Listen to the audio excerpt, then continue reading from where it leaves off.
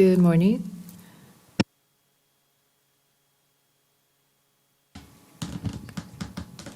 My name is Kang Taek-gu of the KEI, North Korea Environment Information Center.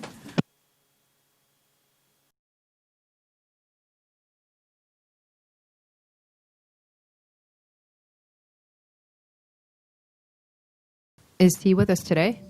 Hello, my name is Oh Kyung-sub. Next, we also have Han Sang-un from the Korea Environment Institute. Hello, I'm from KEI. My name is Han Sang-un. Also joining us online is going to be talking about water supply and DPRK from Gyeongnam University, Professor Kim Seung-hyun. Hello.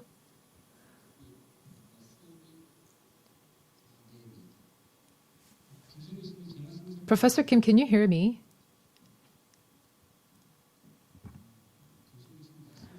Professor Kim, we can't really hear you. Maybe we can check your sound later to fix the sound issue before we get to you. Our last presenter for the morning session is from Konkuk University, Dr. Hong Yoon-gun. Hello, it is a pleasure to meet you.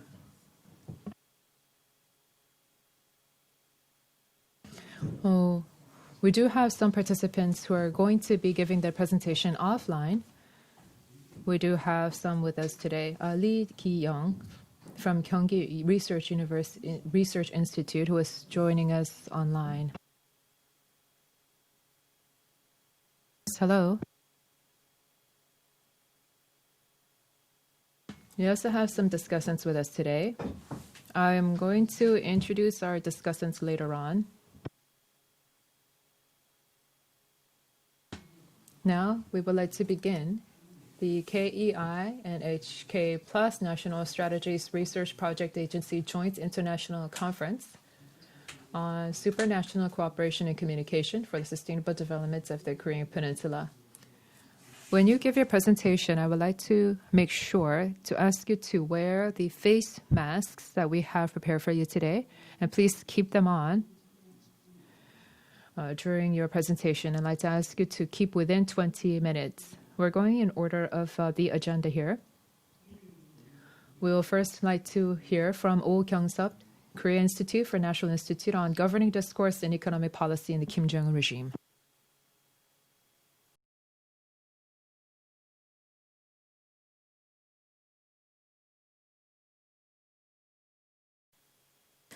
Good morning. I am Oh Kyung-sub from the Korea Institute for National Unification. Can you hear me well? Yes.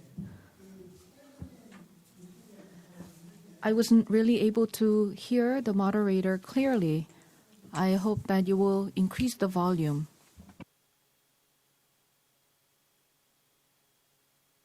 I'm going to discuss the governing discourse and economic policies under Kim Jong-un. This is a topic that you can approach from the political studies perspective. So I'm going to apply the political studies perspective to understand economic policies, and this is the content of my presentation.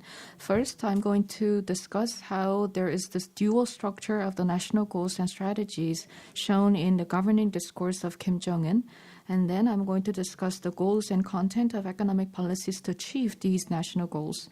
And finally, I'm going to offer an analysis of whether these economic policies have succeeded in achieving these goals. When it comes to the governing discourse of Chairman Kim Jong-un, this is basically represented in his speeches and his texts. So you can analyze the written texts as well as oral speeches delivered by Chairman Kim in order to understand the governing discourse. Now, moving on to the dual structure of the national goals and strategies, their number one priority in ruling the regime is to maintain the one-person regime of Chairman Kim Jong-un, and in order to do so, they need the financial resources and money to rule. And secondly, they need financial resources to give rewards to the elite class members, because Chairman Kim Jong-un needs loyalty of these elite class members. They need to be given incentives and rewards so that they can maintain their loyalty to Chairman Kim. And at the same time, you can see that nomenclatura system is in place. It means that there are certain privileges enjoyed by the very few ruling class, and it's not outright expressed, but this is indeed one of the most important national goals. The second national goal is what is called the official national strategy and policies, and here you can see that there are national goals and strategic goals and the two key policies. The national strategy is a complete victory of socialism, and the strategic goal is to build a strong socialist country, and the two key policy priorities are developing nuclear weapons and develop the economy. Moving on to the economic policies, I believe that these economic policies are instrumental to achieving the national goals. As I mentioned before, it is critical for Chairman Kim to maintain his control over the regime and to implement these national goals. They utilize the economic policies. In other words, economic policies are instrumental to maintaining Chairman Kim's control over the country. Therefore, their number one priority in implementing economic policies is to create a pool of financial resources for Chairman Kim. And secondly, they are focused on building the weapons capabilities and military forces. And the third objective is to improve the quality of the people's lives. But as you can see, improving the quality of life of residents in North Korea are not their number one priority. Now let's take a look at the structure of the DPRK economy and the implications. And here, not much research has been done, but there are triple structures in place. When you examine the North Korean economy, they have the second economic commission, which is under the Chairman Kim. So the first economy is the party economy. The second economy is the military and defense economy. And the third economy is the economy for the people, which is run by the cabinet. As for these researchers who examine the North Korean economy as a triple structure, they say that the party economy and the second economy take up about 70% of the DPRK economy, but we don't have specific statistics. So we don't really know the size of the party economy versus the second economy versus the people's economy. But overall, you can understand that the North Korean economy can be broken into three categories. And the people's economy is taking up the smallest portion. Now let's take a look at the implications of the economic policies. As I mentioned before, their number one priority is to secure financial resources for Kim Jong-un's ruling, and there are subordinate policies that are instrumental to achieving national goals and policies. Now let's take a look at the economic policies expressed in Chairman Kim's discourse. On April 16, 2012, in his speech, he mentioned that their number one goal is to build a strong economy. And so the economic policy objective is to improve the economic development and improve the quality of life. They declared that they would build a self-reliant economy. This means that the DPRK will pursue economic production and economic development on its own. So basically, it's centered on the notion of self-reliance. And secondly, they said they would increase the production of the basic industries. And then there are energy and other infrastructures, including power generation and coal production and steel production and railway construction. These are the infrastructure-related areas, but they did not lay out the specific approaches. And then they said that they would promote the development of the agricultural industry, the light manufacturing industry, and the livestock and fisheries industries. So there are all these areas that they focused on, but the specific plans would have been carried out. But when Chairman Kim Jong-un delivers speeches, he would just give out very high-level discussions. And then Chairman Kim said that they would increase the production based on socialism, and they would promote scientific development and automation. So basically it's saying that they were going to introduce some scientific approaches, and they said that they would improve the economic management methods. But still, they adhere to the socialist approach to economic development and economic management. So the overall basic principle of control or state control in the economy is the same. In 2013, Chairman Kim announced the dual policy or Pyeongjin policy for economic development and nuclear arsenal development. And the objective is to build a strong socialist economy. And specifically for economic policies, Chairman Kim said they will build a strong basic industries. And also he declared that the DPRK economy would transform into a knowledge-based economy. And also said that they would increase self-reliance in resources and basic supplies and metal and chemical industries. And these are serving as fundamental industries for the economy. Currently, resources and other materials are in short supply in the PRK. So they wanted to improve this.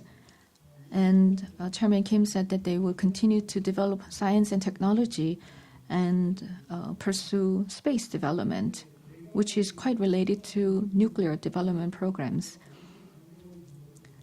And Chairman Kim said that it would improve the economic management styles and said that it would diversify trade routes. But later, the UN sanctions were implemented, so diversification of international trade was not possible.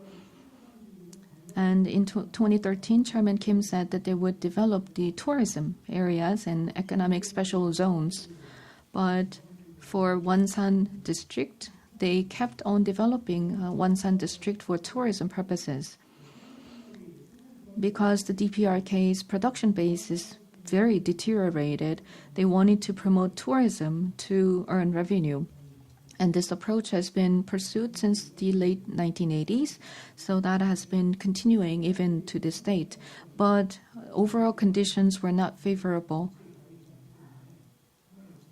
So there were many limitations as to promoting their tourism industry. And when you look at the speech delivered by Chairman Kim on April 20th, 2018, he declared that there will be a full focus on economic development, and this was around the time when talks with the U.S. began. And there were some expectations about DPRK-U.S. high-level meetings. And at the 7th Central Committee, they announced that they've completed their nuclear capabilities in 2017. Because of that, they said that they would focus on developing the social economy, and they will promote the quality of life and modernizing and informatizing and digitalizing their economy. And they also focus on self-reliance and self-supply. So the basic idea here is to promote the DPRK economy by strengthening their self-reliance capabilities and applying technology and science. And that was about the time when the DPRK was engaged in some talks with the U.S., and they said that they've already completed their nuclear development. And at that time, Chairman Kim expressed his willingness to talk to the U.S. But on December 31st of 2019, Chairman Kim declared a new path. It was after the Hanoi talks with the U.S. did not end very well. And at that time, DPRK had to put pressure on the U.S. And that is why Chairman Kim said there would be a heads-on breakthrough. And he showed a strong determination to break away from the sanctions by strengthening their self-reliance. And Chairman Kim said that we would have to reform the economy and maximize the production potential to improve the quality of life and promote economic development. And this means that despite the sanctions, while DPRK is not really able to engage in international trade, they said that they would focus on internal production. So as you can see, there have been a series of economic policies announced by Chairman Kim, and these discourse and these plans have been very much in line with what had happened to the DPRK and U.S. negotiations and what has happened to the DPRK economy in reality. Between 2016 and 2020, there was this 5-year economic development plan, but North Korea admitted that this plan failed. In August 2020, at the 6th plenary meeting of the 7th Central Committee, Chairman Kim Jong-un admitted that this 5-year economic development plan did not succeed. And he said that he was going to announce another economic development plan, but there aren't many possibilities for better economic development because the surrounding conditions are not favorable. And the DPRK economy has been deteriorating for many different reasons, including the sanctions, UN sanctions on North Korea, which began since 2017. And because of a very strong UN sanctions on North Korea, they're not really able to export resources overseas. And this issue of decline in resource exports has been a huge impact on DPRK leadership because in the past, their export of natural resources was a main source of income for the ruling class. But now, because of this issue, the elite class members are not really incentivized to maintain loyalty to Chairman Kim. Since 2017, North Korea is not able to export coal and iron ore resources. So this has been dealt a huge blow to their ability to secure financial resources for the regime. So we need to take a look at some of the statistics and the resources, data that are available. And some researchers argue, Chang Yong-soo and Kim Chan-chul, made some estimation based on the available data. As of the end of 2018, the foreign currency reserves would be about $2.5 to $5.8 billion. And by 2020, if North Korea is not able to export while continuing to import commodities, then this foreign currency reserve would be depleted almost, and maximum $2 billion only. And this means that there is a huge pressure on the Korean People's Party ability to secure financial resources. Let's take a look at the breakdown between 2016 and 2020.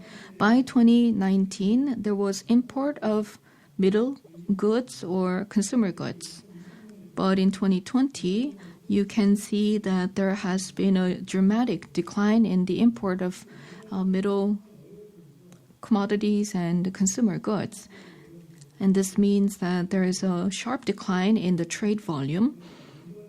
And once again, it means that the ruling class is not able to benefit commercially or financially from these international activities. And when you look at the trend of DPRK's trade with China between 2016 and 2020, there has been a dramatic increase in the trade deficit on the part of DPRK. In 2016, it was 1.6 billion won, and then increased to 2 billion won and 2.5 billion won going forward. Because DPRK is not able to export natural resources, their trade deficit has been increasing. And in the first half of this year, there's about $300 million of trade deficit so far. So overall, first of all, the trade volume itself has declined dramatically, and the trade deficit since 2017 has been increased from $1.6 billion to $2.3 billion. But this year, in year 2020, it's not only the exports but also the imports that have declined substantially. So the amount of trade deficit has been reduced as well. Now let's take a look at some of the outlooks for DPRK economy in the future. Now, as I mentioned, the trade volume is declining and foreign currency reserves are declining as well. And this means that Chairman Kim's number one priority of securing financial resources for the regime would be very difficult. And if the UN sanctions are not lifted in the near future, then this will be a huge pressure on Chairman Kim's regime. And secondly, Chairman Kim and his leadership have been excavating resources to maintain the control over the economy, but overall the trade volume has been reducing and there's not a lot of supply or inflow of foreign currency into the DPRK. So given this, there is a very difficult situation financially for the regime. And at the same time, they have been investing in nuclear programs and military and defense forces. Even though there's economic difficulties, the DPRK continues to run its military and defense facilities because they need to build their nuclear capabilities. And they also need to continue to operate their military forces. Even several decades ago, when there was a huge economic depression in the U.S., in DPRK, they still had to maintain their military forces. So regardless of their economic situations, the military industry continues on in its operation. And currently, the regime is struggling with trade and also with foreign currency reserves, and it's ultimately going to have some impact on its defense and military industry. And there is a very high likelihood for the regime to fail to improve the quality of life of the people.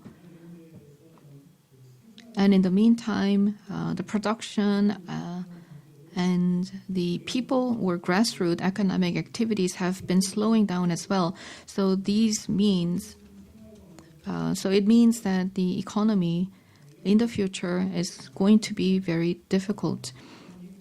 And currently, with the COVID-19 pandemic going on and UN sanctions still in place, there are many challenges. But in the future, when the DPRK resumes its trade with China, there will be increase in import of consumer goods and commodities coming from China. So that may relieve some of the difficulties of the people. But fundamentally, the trade volume will continue to reduce, and the regime's capability of securing financial resources for their governance, it's going to be affected. So in short, what I want to say is that in DPRK, the economic policies have two important goals. Number one, priority is to bring about financial resources and other resources for the regime. And the second objective of the economic policies is to improve people's lives. But the second goal is subordinate to the first goal because there are more emphasis on building military forces and defense capabilities. So overall, I would say that the DPRK is experiencing huge hurdles and obstacles in achieving these two objectives of the economic policies. And in order to overcome these challenges, it is very much up to the UN sanctions, whether these sanctions will be lifted or not. Of course, Chairman Kim is arguing for self-reliance and resilience and internal production. But if there's no inflow of capital or resources from the outside, it's going to be very challenging. So once again, we have to see whether there will be conditions conducive to inflow of capital and resources from the outside world. And once again, this is very much related to the future prospect of negotiations between the DPRK and the U.S. But as of now, it is not likely for DPRK to give up its nuclear programs. And this means that these economic hardships within DPRK may continue for some time. And if these economic struggles continue, they will not only have an impact or negative impact on people's lives, but also on the regime's control over the country. And with that, I'd like to wrap up my presentation. Thank you very much. So you discussed how these economic policies have played out in the DPRK, the current situations, and whether economic objectives have been met or not. There's a very close relationship between economic policies and the environment and many other aspects. I think that his presentation has very important implications for all of us. Next, we would like to hear the presentation under the theme Task and Prospects for the Future Integration of Environmental Legislation of the Korean Peninsula by Han Sang-un, Korea Environment Institute. I'd like to ask you to keep within 18 minutes. Yes, can you hear me? I don't think you can hear me. Yes, I am Han Sang-un of KEI. Can you hear me?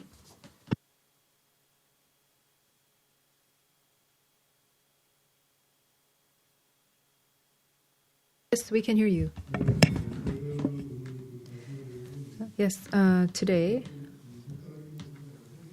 I'm going to talk about the need for an integration between inter-Korean environmental laws and legal frameworks. I know that this is a little bit interesting, and it's going to be rare to talk about environmental laws as they exist in North Korea. On Friday, there's going to be a big seminar on other North Korean scholars. And in that seminar, there's going to be no mention about environmental acts and environmental laws. I think that when we talk about inter-Korean cooperation, we should always have welfare and environment as the starting points.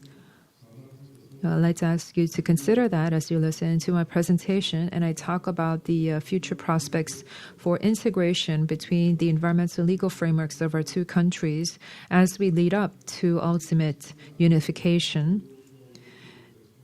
Of course, there are many different environmental pollution standards as they apply to South Korea, and I want to talk about how we're going to apply them to North Korea going forward.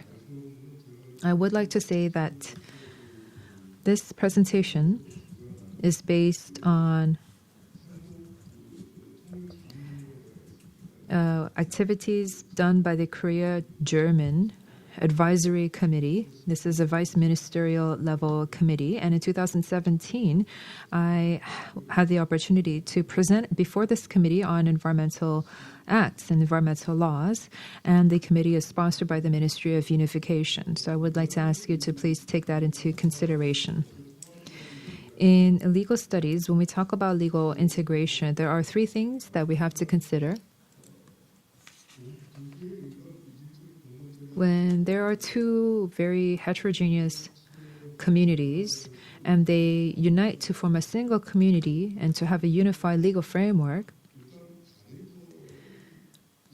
they need to come up with a single law to govern that area. So we need to have a single unified legal framework. That means we need to legislate.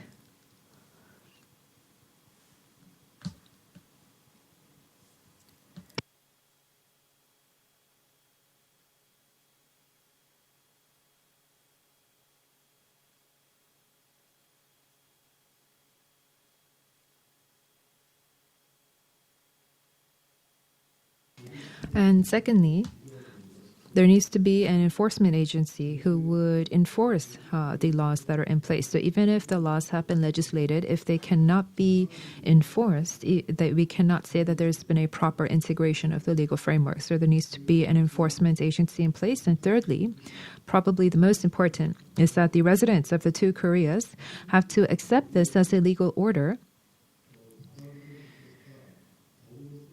They need to recognize this as law, as the law that governs the land. There needs to be this legal confirmation by the public And only then can this integrated legal framework truly stand. Well, in a future unified Korean peninsula, I would think that Korea, that new Korea, would also be a country founded on the rule of law.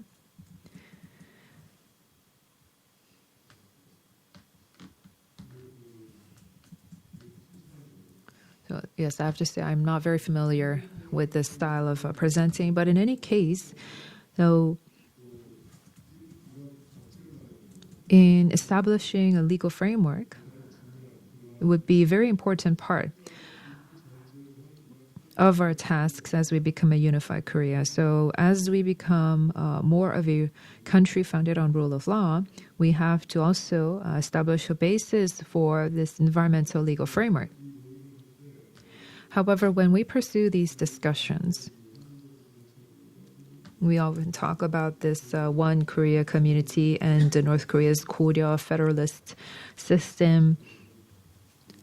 Am I supposed to use this clicker? It's not working.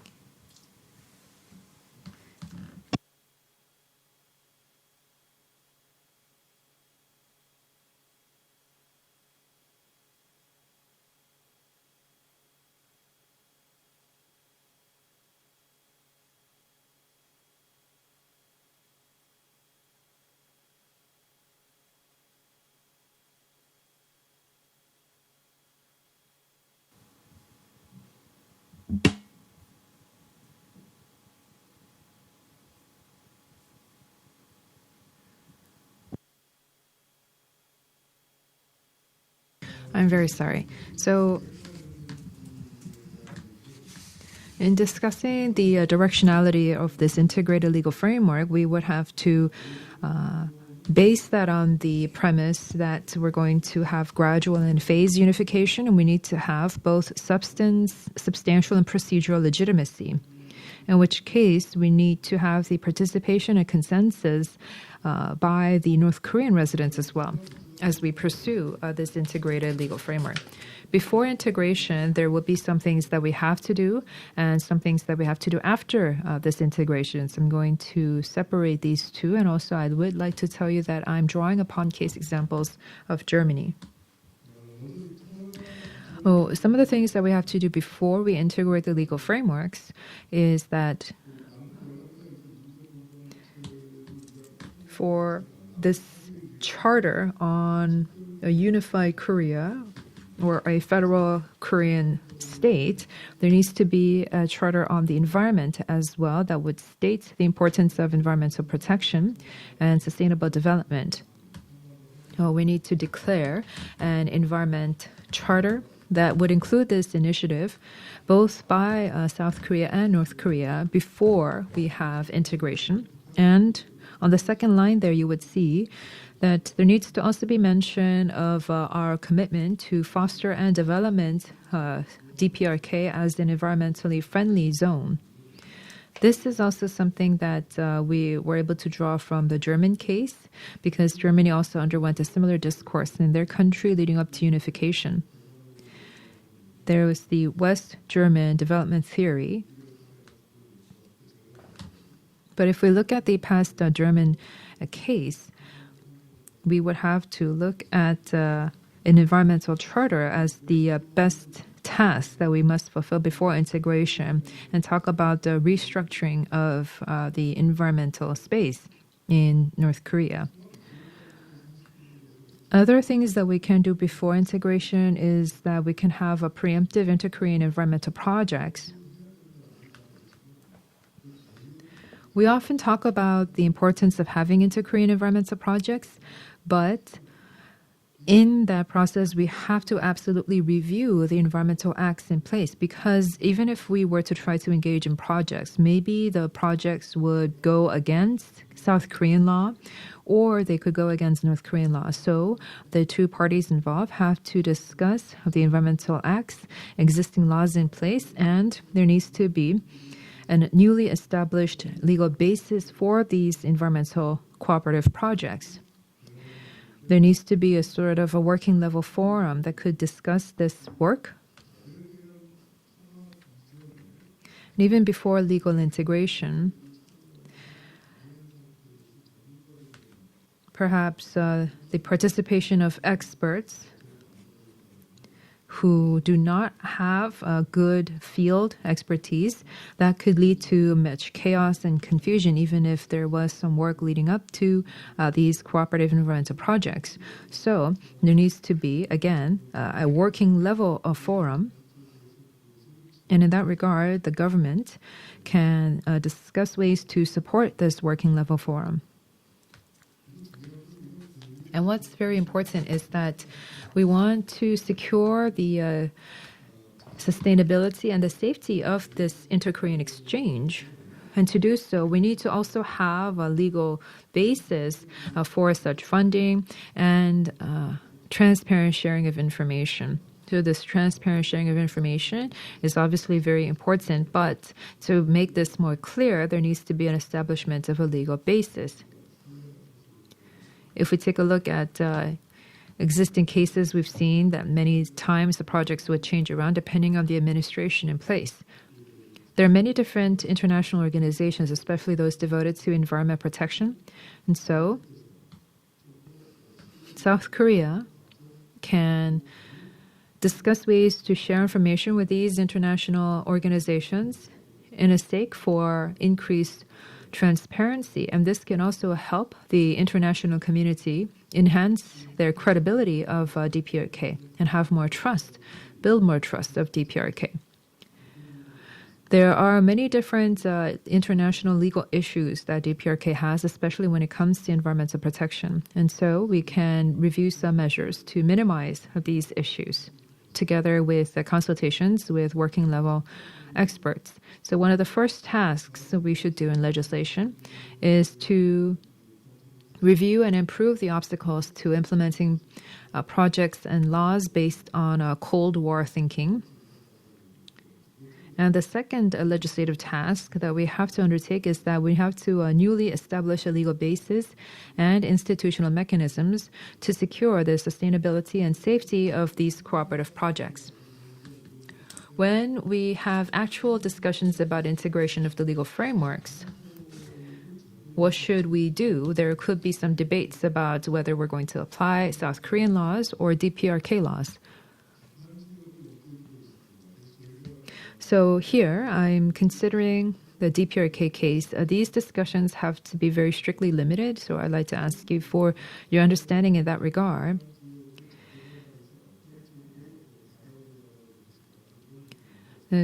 I'm trying to think about what we have to do to try to apply the South Korean legal framework to North Korea, especially when it comes to environment issues. The environmental laws as they exist in North Korea are very simple and they're very broad-based, so they cannot be largely applied to the case in South Korea. So in this case, I have to say that it's perhaps the South Korean legal framework that will be applied to DPRK. So that will be the best direction going forward. I'm not saying this because I'm a South Korean person, but because the South Korean laws are more comprehensive and more detailed, whereas DPRK environmental laws are a little bit more simple and concise. And so this would be very important to discuss because, once again, we have to discuss the importance of establishing a legal basis for probably an inter-Korean task force and integration of environmental laws. After this inter-Korean task force or some sort of group is founded first, then their work can build up to actual legislation. So the third legislation task that we have to undertake is to pass and act on the establishment of such inter-Korean task force. And then we move on to a discussion of what we should do in the transitional period. We need a transitional period leading up to legal integration because I mentioned that this is based on the assumption that we're going to have very gradual and phase unification. And so in that case, if we do not suppose that there is going to be mutual existence founded in cooperation between the two Koreas, then we cannot have a very integrated lead up to unification, because that means that we cannot have a phased step-by-step discussion on unification. It's going to take some time to establish an implementation body, and also it will take a lot of time for the residents, for the public, to have a legal certainty about these integrated laws. So there needs to be very sufficient time that has to be guaranteed, which is why we need a transitional period. Which laws will be applied to North Korea during this transitional period? Are we going to expand a South Korean case and apply North Korean law on a temporary basis, or are we going to apply DPRK laws on a temporary basis and have an exclusive application of certain areas of South Korean law? But this is only going to be applied during the transitional period. If we're going to expand South Korean laws, that means that we can have environmental protection of DPRK, but this means that we will have a lot of instability. However, if we just maintain DPRK law for a temporary period, sort of have a grace period, then that means that there could be legal stability for the DPRK case, but that we might not have enough environmental protection for the DPRK region. This could lead to many problems in the actual regard of environmental protection. So if we look at the German case, if the transitional period becomes too long, there were significant economic costs that were derived because of the prolonged need for environmental protection. So we would have to take these two values of legal stability and environmental protection and choose between one of these two. And our basis for choosing is to try to really understand the actual status of the environment in the DPRK. If the environmental pollution levels are very severe in the DPRK, then we would have to prioritize environmental protection rather than legal stability, in which case then we can expand South Korean legal system first. So again, this has to be followed by an environmental status survey of DPRK, which is why we need to have an Inter-Korean Joint Status Review Committee. This joint committee has to be established as soon as possible, no matter what the outcome is. And this is a personal hope of mine. This joint committee will do a research or a survey of the environmental situation of the DPRK, and they will publish a white paper on the DPRK environment.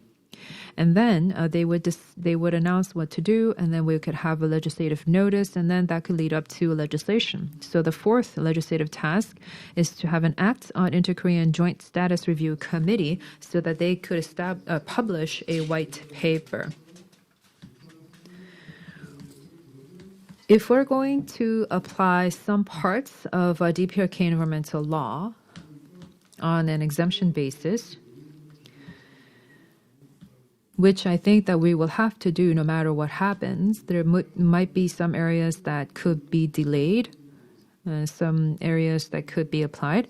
So for specific regions in the DPRK where the pollution levels are quite severe, we can come up with special countermeasures or legislate an act on supporting these particular regions. This having a grace period is very similar to what the German case did with the Umweltrahmen. But again, having this act legislated is going to be the most direct way to allow this to happen. these 3 goals would have to be included as an appendix to that act, but I have to say that this is not going to be easy. So I would like to go here, and there are some case reviews that I also included in my presentation on environmental pollution, air pollution, natural reserves, biospheres, water pollution, and emissions limits. But lastly, I just would like to say that I did mention this in the opening, but are we going to go the way of ecological restructuring, or are we going to follow what the Germans did and go the way of the so-called West Germany development model? The West Germany development model, if we were to apply that to the Korean Peninsula, we would have to call it the South Korea development model. The German case, now 30 years after what happened, we are reviewing the German case.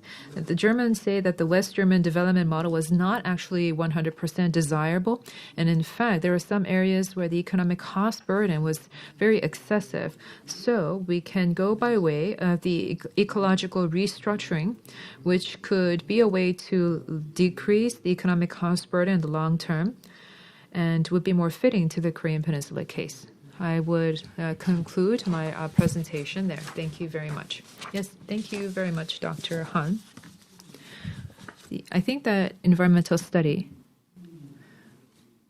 is something that is being approached by different disciplines. And yes, I think that we also have to have a legal approach to environmental protection as well. When going forward, I hope that you can take apart and do a more phased approach to these inter-Korean environmental legal framework integration.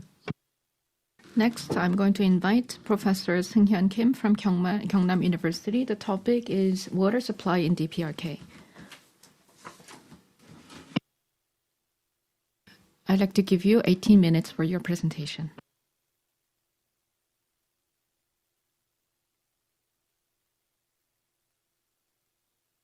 I'm sorry, but we cannot hear you.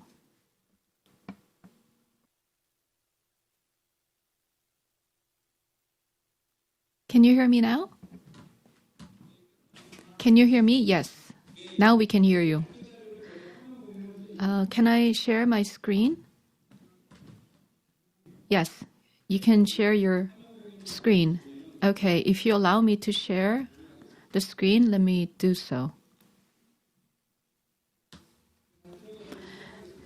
Now I'd like to begin my presentation on the topic of water supply in DPRK and what we need to do.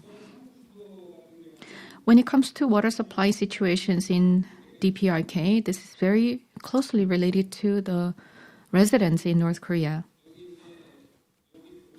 Here, you can look at this pie chart announced by UNICEF in 2010. But according to this data, you can see that water supply situations are closely related to the health conditions of the residents there. They took a look at the causes of death for children under the age of 5. You may not be able to see these details, but the second most important cause is diarrhea, and diarrhea is related to providing clean water. If they can get access to clean drinking water, they can avoid getting diarrhea. Usually, children get diarrhea when the water is contaminated.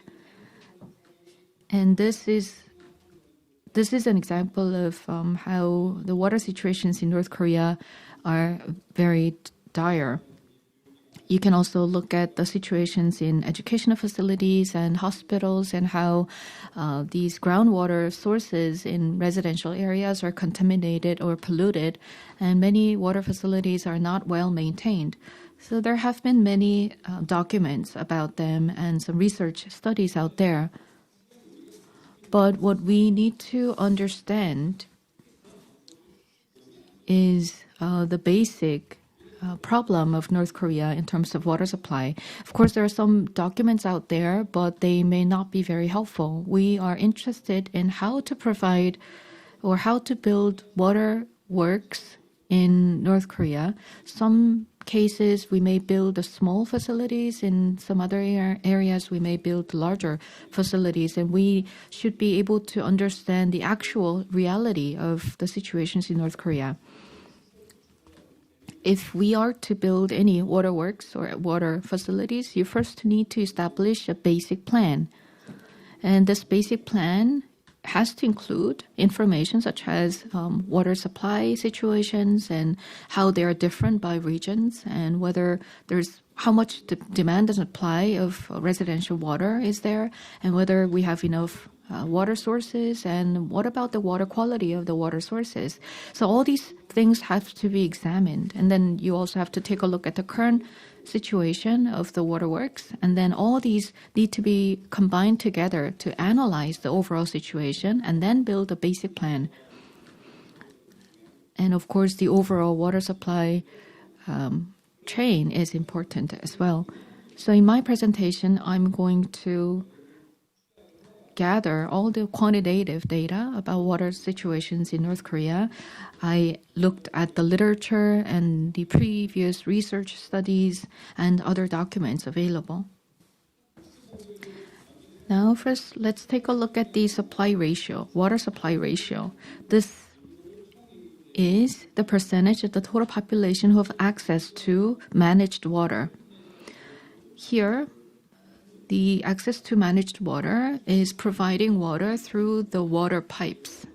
So when there's piped water supply, it means that you can manage the quality of water, and you can assume that there's a decent quality of water for drinking. And that's what these percentages mean. And as for this, in the 1950s, you can get some information from Rodong newspaper in Kimchek City. They completed the construction of the piped water network and 90% access and 50% access. But then moving on to the 1990s, you can get some information from UN reports. Here and there, you can find some evidence. In 1994, it was 86%. In 1996, it was 53%. In 1998, 74%. And in 2008, 87.3%, and in 2017, 58.5%. And there's a huge fluctuation in terms of number, which does not really reflect the reality. So there's this question of whether these data are reliable or not. And also at the same time, you can see that there's a gap between rural and urban areas. And experts would say that there should be a substantial gap between the urban and the rural areas, but these official data don't seem to have much gap. And the most recent data from MICS is maybe the most reliable. There's 70% access in the urban areas and 40% in the rural areas. And this may be the most accurate representation of the water supply situations in North Korea. Now moving on to per person water supply quantity.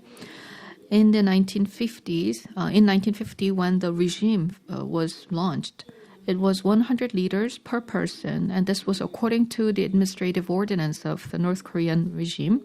So that was 100 liters. And at that time, it was similar in South Korea as well. So in 1950s, 100 liters was maintained. And then there was an initiative in DPRK to increase the water supply to 250 liters per person. And in 1994, it was about 300 liters. And there's water consumption information announced by the Ministry of Unification. In 1995, they took a look at the situations in the cities and counties. And this may be the most recent and the most reliable data. I would say that the numbers before 1995 would be the most accurate. So based on these data, you can come up with the calculations of how much water is needed in different regions. There's 25 million people in North Korea as of 2020. So based on this population of 25 million, we took at this. And in the parentheses, you can see the urbanization rate. As I mentioned earlier, there's got to be a big gap between urban and rural areas in terms of water consumption. And then you can calculate the per currency amount and also the per person water demand. And before 1995, they need about 1.7 billion tons of water. And after 1995, they need about 2.7 billion ton of water. But as I mentioned briefly, I think that 1.7 billion ton would be a most reasonable figure. So that's the demand side. Let's take a look at the supply side. There are some domestic studies and overseas studies, especially in reports announced by the UN. There's some mentioning of water supply in DPRK. So they say that it's about 1 billion ton of water supplied. So there's a gap between 1 billion ton and 1.5 billion ton between the supply and the demand. Here, you can compare between domestic and overseas studies, and there is this breakdown of residential, industrial, and agricultural water supply. In recently for industrial, it will be 4.7 billion ton, and for agriculture, it's about 1 billion, and they have smaller supply for agriculture and larger supply for industrial activities. And for residential water, there is lack of supply, but you can make an assumption that for industrial and agricultural purposes, the supply and the demand are relatively well matched. So if we are to make investments in water works, then we have to focus on providing water supply for residential purposes. The next question is whether there are enough water resources in the DPRK. Here in DPRK, they have similar water resources than South Korea. You can multiply the land size with precipitation. And North Korea is larger in terms of size than South Korea, and they have less precipitation. So overall, the amount of water resources is similar between the two Koreas. But when you take a look at the available water resources, North Korea has more water resources.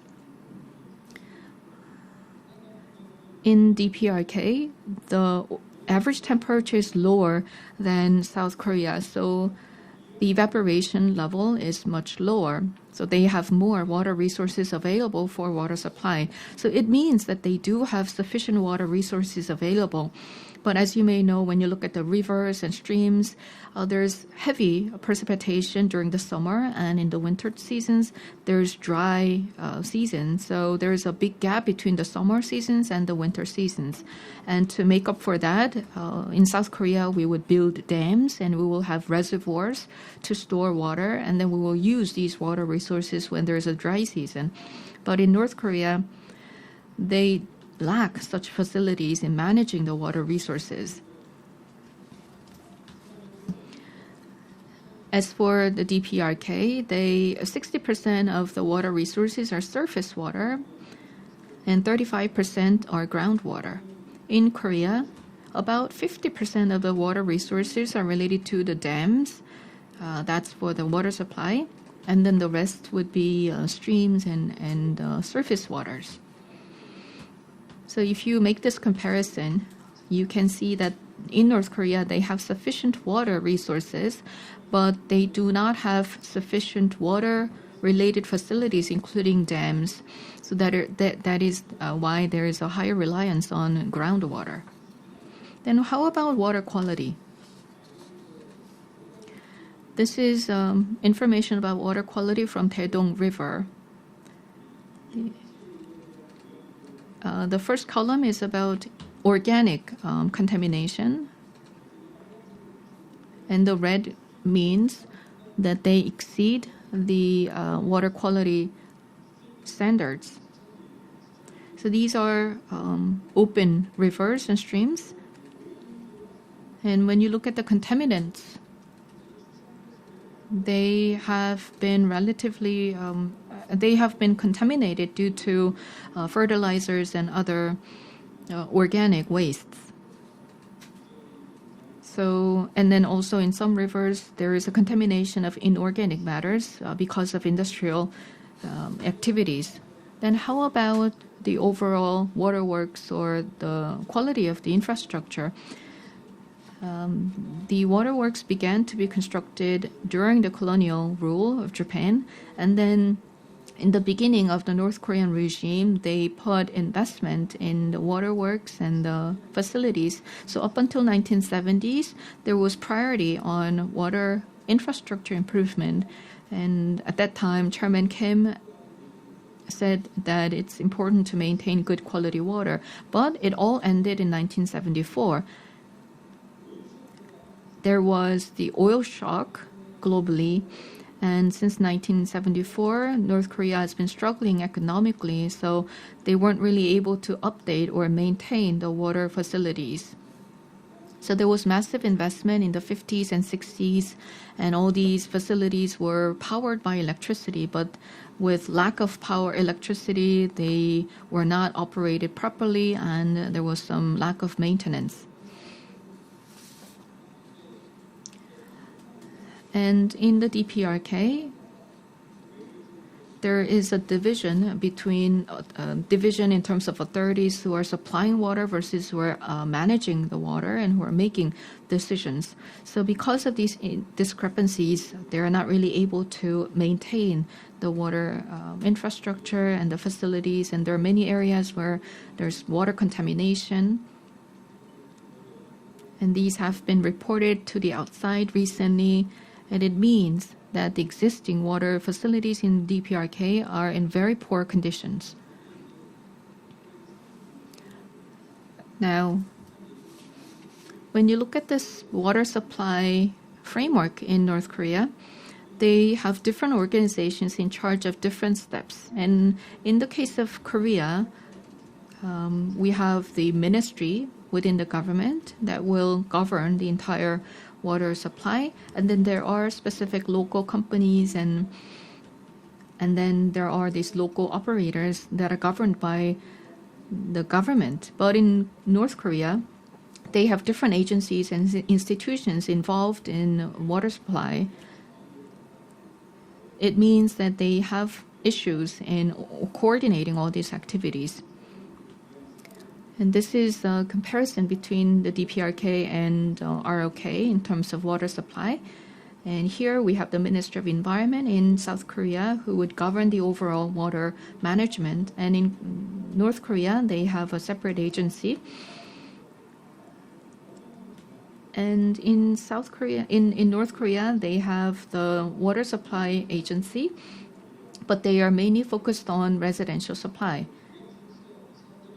In South Korea, we have K-Water, which is the Water Resources Management Corporation that will govern the entire water supply in the country. But in DPRK, they have local municipalities who would govern their local water supply. In South Korea, we use both the freshwater and the seawater for water supply. But in North Korea, they only use freshwater. And in South Korea, we have the Ministry of Environment that will designate protection areas for water sources. And in DPRK, they have the National Planning Agency. And in South Korea, we have these internal water supply related agencies that will design and construct and manage these facilities. But in North Korea, they have some external agencies. They are not part of the central regime. So there's this lack of coordination. The biggest issue or challenge, as I see it, is that these resources needed for water facility management are provided from the outside. But if these are not provided properly, then these agencies and institutions that are in charge of managing the facilities will face difficulties because they don't have the needed resources. Then what kind of direction do we need to go in supporting North Korea in terms of water supply? In DPRK, there are many economic sanctions, and it is a different country, basically, and there is this issue of inter-Korean relations. So it's not going to be easy for us to do anything about it, but if there are opportunities, then rather than sticking to one route, I think we need to consider various options, and we need to pursue this initiative in parallel with multiple initiatives. For instance, in some marginalized areas, they need smaller facilities. And these can be provided on a humanitarian basis through international organizations. So in some local communities, they may build some small water supply facilities. It could be UN or NGOs. So that is one route. Can you please wrap up? Yes. So in this case, it is not only it's not just about installing these facilities, but also these international organizations can gather some data about the situation down on the ground. And the second route is utilizing economic special zones. And this is where the South Korean authorities can take the initiative. And here in building the waterworks facilities for the entire country, I think we need a separate agency. It could be six-party talks mechanism or some sort of multilateral organization. So this way we can avoid violating UN sanctions while supporting DPRK for water supply improvement. And with that, I'd like to conclude my presentation. Thank you. Thank you very much for your presentation. As you mentioned in your presentation in the beginning, DPRK has some issues in water supply, and there have not been enough reliable data sources about this. And thank you for putting together various available documents on water supply situations in DPRK. This is our last presentation for this morning session, be given by Hong Yoon-gun of Konkuk University on North Korea's disaster and the cooperation between North and South Korea. Please keep within 18 minutes.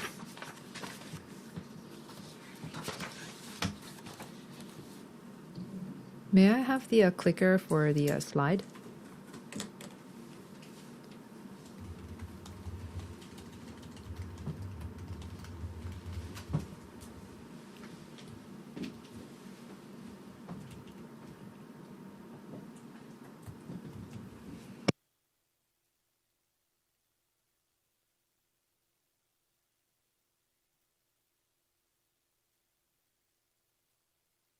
Yes, good morning. My name is Hong Yoon-gun of Konkuk University. I work at the Disaster Management Integration Department. Today I want to talk about North Korea's disaster and cooperation between the two Koreas. I'm going to go in this order. First talk about the disasters, the natural disasters in DPRK, talk about the characteristics and the cooperation in the disaster area between the two Koreas, and what we have to do in the future. As you all know, disasters can paralyze the state systems and bring about much chaos and conflict. Because they paralyze the state system, they can also lead to a change in the flows of control for a particular country. Recently, the DPRK is going through a triple-layer disaster situation that is almost similar to the arduous march that they had in the mid-90s. This is also something that Kim Jong-un, Chairman Kim Jong-un, mentioned at the October speech that he gave before his party. There's going to be, there are those North Korean sanctions that are placed by the U.S. and UN, and the closing of the borders because of COVID-19 and of all these typhoons and storms. As Chairman Kim Jong-un has said, there are all of these different disaster situations that have aggravated the situation in the DPRK. There have been these border closures between DPRK and China and DPRK and Russia. 2016 Ryan Rock, 2019 Ring Ring, And the storms of this year in August and September, Barbie, Maisak, Haisen, these different heavy rains and storms have brought about a triple-layered disaster situation for the DPRK. That is why this year their economic growth is going to fall to below -5 and -7 territory. This is similar to what they had which during the arduous march of the 1990s, which was about -6.5. Next, I would like to talk about the different current status of the disaster situations in North Korea. So in North Korea, they are one of the countries who are suffering severe natural disasters in the world. I am pulling this data from Belgium's Roubaix University's CRED and from 2007 and 2016. These different mass-scaled natural disasters numbered about 17 for North Korea. There were 10 floods and storms and droughts.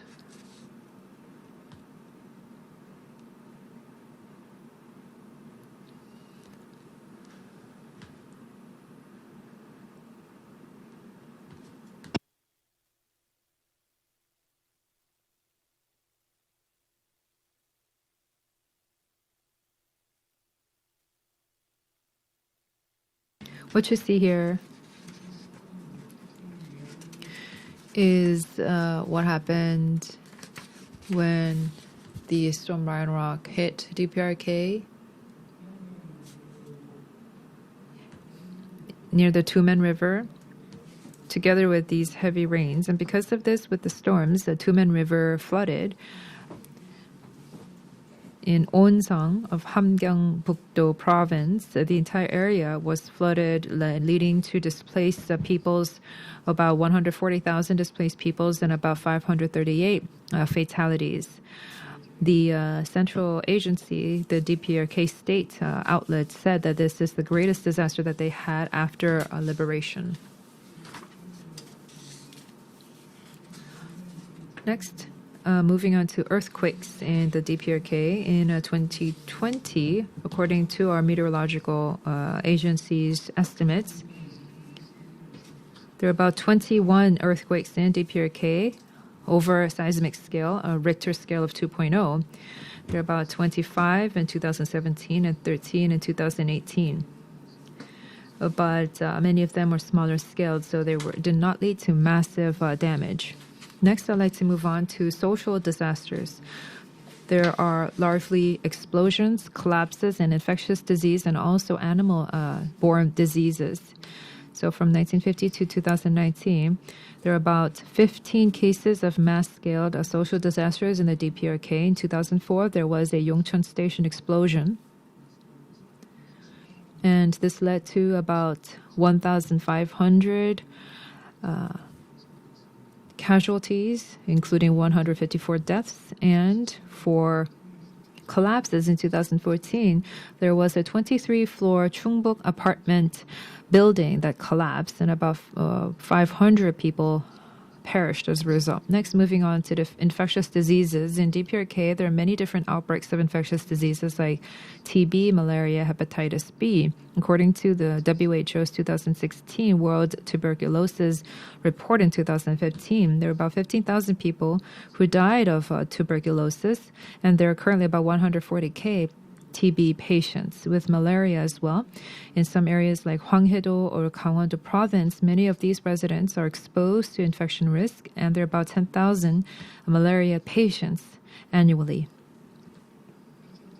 For animal infectious diseases as well, in 2019 May, in the Chagangdo Ushi County Buksan Cooperative Farm, the African swine flu outbreak started there, so about 77 pigs died and 22 were killed, according to OIE.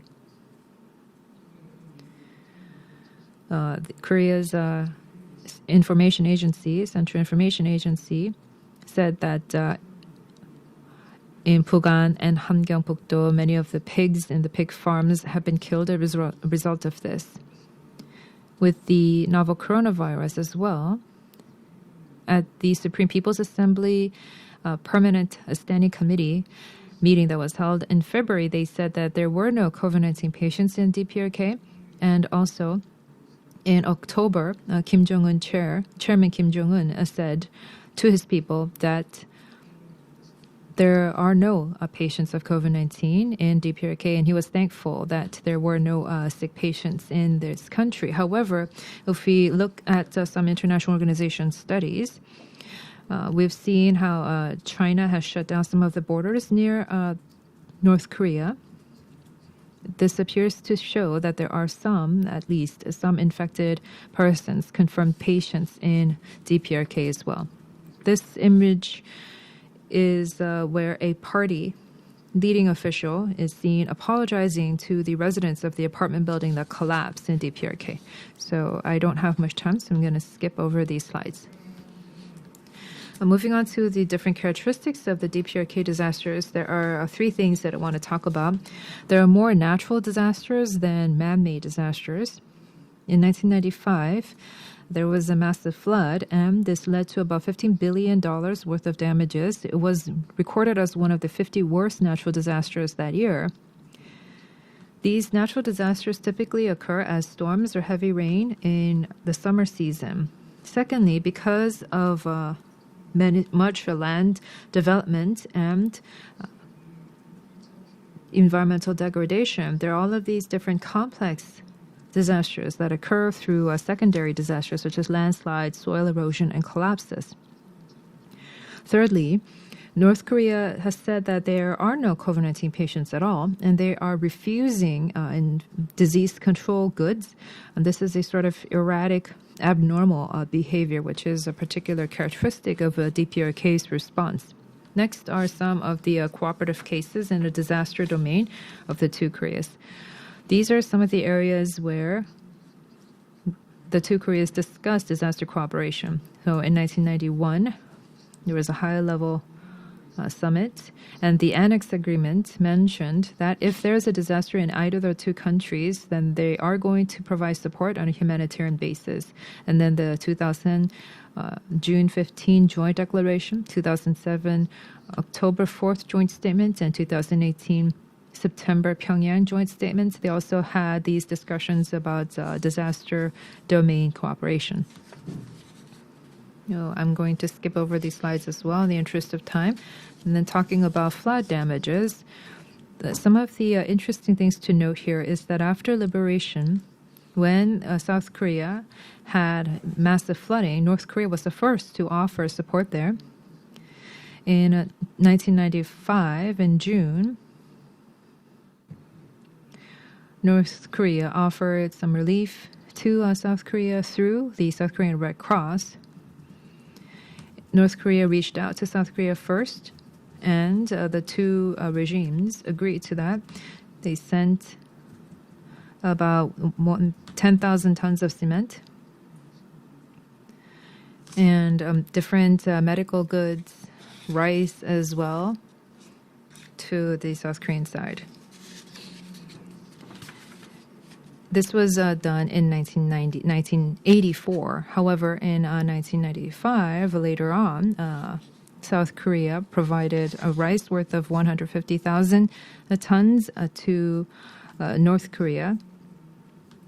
And for the restoration of the meteorological equipment at DPRK, South Korea offered assistance worth about $50,000 through the WMO.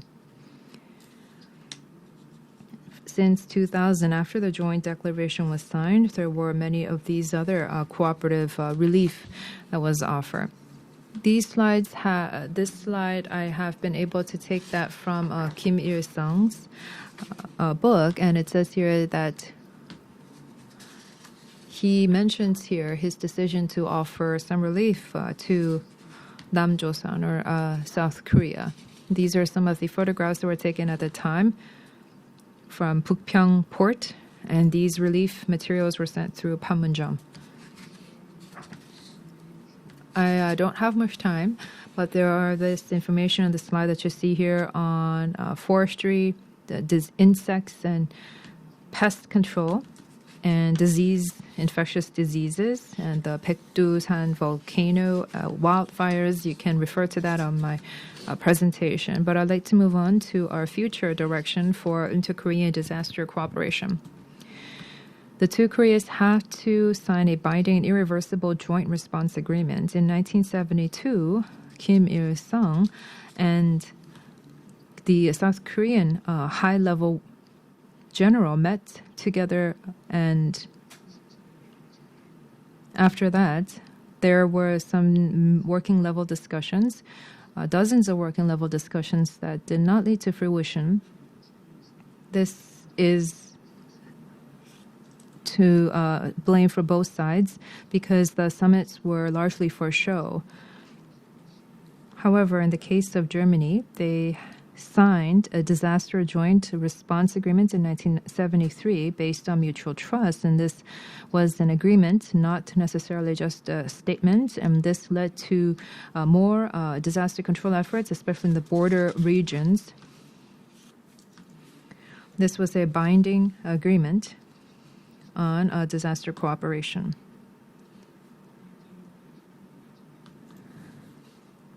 Just as what the two Germanys did before unification, Korea should also think about doing the same with the DPRK and prioritize disaster area cooperation because this area does not have many political interests.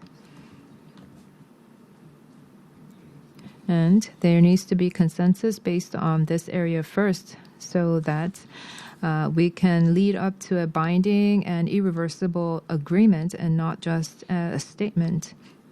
For an agreement, this would have to be signed off by the National Assembly and the Supreme People's Assembly of the DPRK.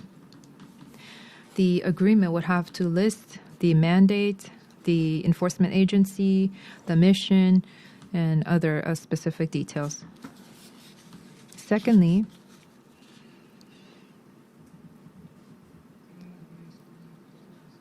there needs to be a permanent delegation on disaster cooperation installed in both Pyongyang and Seoul so that they can work primarily on disaster cooperation. This will be the only mandate that's given to them. They should not close or shut down their operations because of different political agendas. They have to have a consistent disaster cooperation and exchange of information to have a very concrete and practical mandate. The border regions such as Gangwon-do, Gyeonggi-do, and UN, different domestic local NGOs, and even the private sector should be able to play a part in this effort. Thirdly, the different areas of disaster cooperation that we've seen thus far should be included in this going forward. And some of the new areas that we have to look at are examples such as microfine dust, yellow dust, so these air pollution areas, and to try to come up with a legal database for the two Koreas. Emergency relief channel needs to be established, and a disaster insurance. This insurance scheme and a database and also a risk map, this is something that is very important. When I issued a survey on North Korean defectors in July of 2019, this was the first and second respective areas that were that the respondents said would be most urgent to do, especially in areas of disaster cooperation. Next is areas of the priorities of the respondents. Lastly, moving on to the conclusion, Kim Jong-un is a young leader, and in responding to disasters, he has shown an attitude that is different from his father and his grandfather. After he came to power in 2014, he legislated the Act on Disaster Prevention and Recovery. And in 2019, September, when the storm Ling came to the DPRK, he held an emergency expanded meeting and stressed the importance of storm response. In 2020, with COVID-19, he also held an expanded meeting with this party and said that this would be very serious if they had repercussions in the DPRK. He also did the same thing in response to the storms of August and September in 2020. He was very encouraging of his party elite. He is really trying to show off his image as a leader who cares for his people.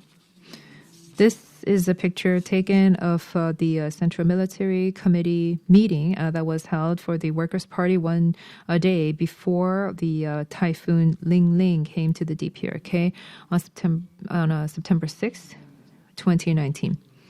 So Kim Jong-un is very aggressive in pursuing disaster relief and disaster response.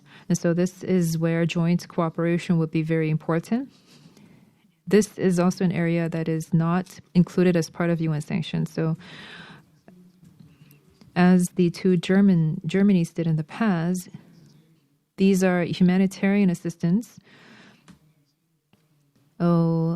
South Korean government should also have to engage in aggressive response to try to have a disaster cooperation also for microfine dust and all of these new urgent issues, the different IFRC, WHO, disaster response organizations in the border regions, the different NGOs in the DMZ. If these different local offices can be hosted in the border region or DMZ, that could support permanent peace in the Korean Peninsula. Disaster cooperation between the two Koreas could ease military tension between the two Koreas and also contribute to economic growth and also be conducive to political reform and openness of DPRK. A stable disaster management of the DPRK would also have direct and indirect effects for South Korea as well, so it has very important political implications.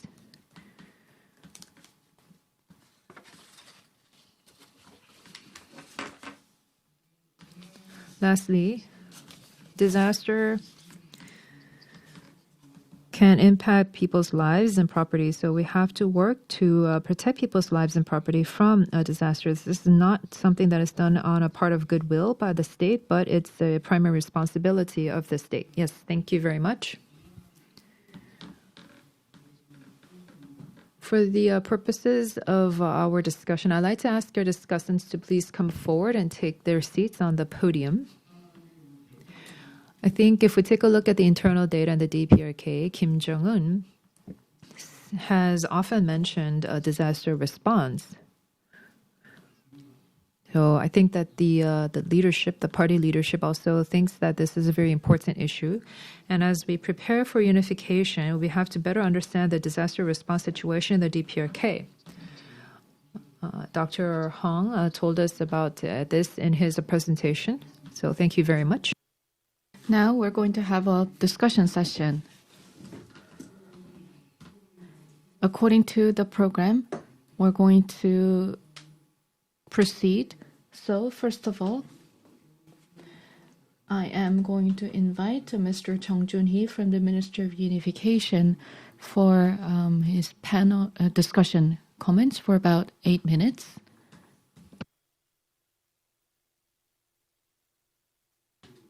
Yes, I've just been introduced. My name is Chung Jun-hee of the Ministry of Unification.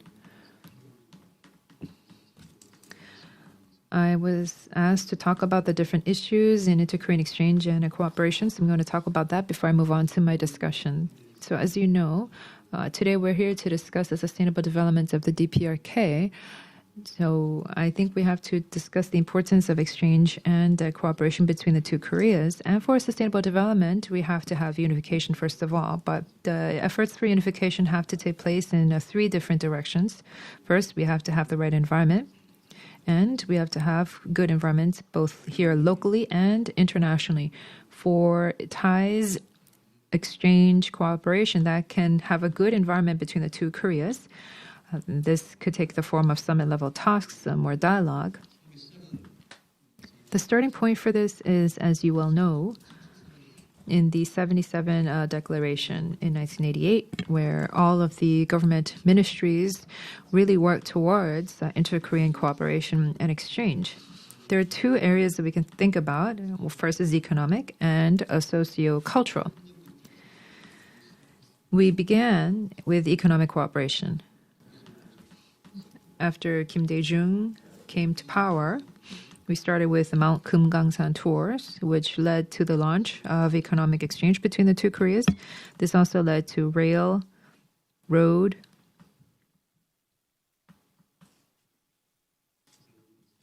and the Kaesong complex cooperations, Kumgangsan, rail, and the Kaesong complex. So these were the three major economic exchanges. And then with socio-cultural, I think there are sports, for example, and religious affairs. And also some academic exchanges were also had in Kaesong's Manwoldae project, for example. In environment, I think if I were to mention a few things, we did hear the presentation on disaster response earlier, but Baekdusan, a volcano study, joint study between the two Koreas. There were about a dozen meetings between the two Koreas. And as I mentioned before, there was also disaster cooperation, even in forestry resource management. Because 28% of North Korea's forest cover has been degraded. Forestry resource cooperation is also directly related to their food scarcity issue. So this is a humanitarian issue. And in 2008, since then on, there are about two of these trips made to the DPRK to try to have a study on the ground. And with the private sector cooperation, we've had continuous forestry resource cooperation, planting new trees, and etc.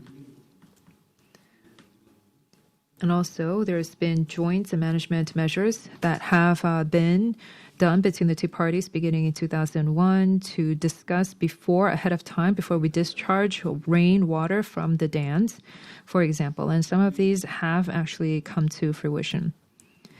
And in 2009, 2019, up until then, we've worked to try to create the DMZ area into a peace zone, although there have been some stalemates in that. After the Hanoi summit, we've seen some changes between the inter-Korean exchange, so I'd like to mention that first of all. After the Hanoi US-DPRK summit, in October 2019, the two Koreas announced a new way forward. And at the end of that year, so last year, COVID-19 erupted and the borders were closed down. The socio-cultural exchange that took place around that time was that inter-Korean soccer match was held in Pyongyang for the Qatar World Cup, which was held without an audience. And they also blew up the liaison office and shut down the rail cooperation between the two Koreas. So this led to some extreme case. When we look at the cooperation, we never could go beyond political affairs. The Tamiflu support, the Kaesong industrial complex, and the 50,000 tons of rice that we were trying to give them through the WHO. North Korea did not respond to any of these efforts, and North Korea just continued to talk about some fundamental issues that have to be resolved with the Qatar World Cup and individual tours to the DPRK. When South Korea issued these announcements, there was no mention of this in particular from the DPRK side. So when we take a look at the attitude of the DPRK after February of 2019, North Korea has tried to shut South Korea out of exchange and cooperation. And they don't want to release any information. If any of the projects have been released and made open to the public, then they do not go forth with the project and they don't want to sign any agreements. This year, with the EC cooperation and DPRK said that the May agreement is dead. We said that we should do a status survey on the DMZ.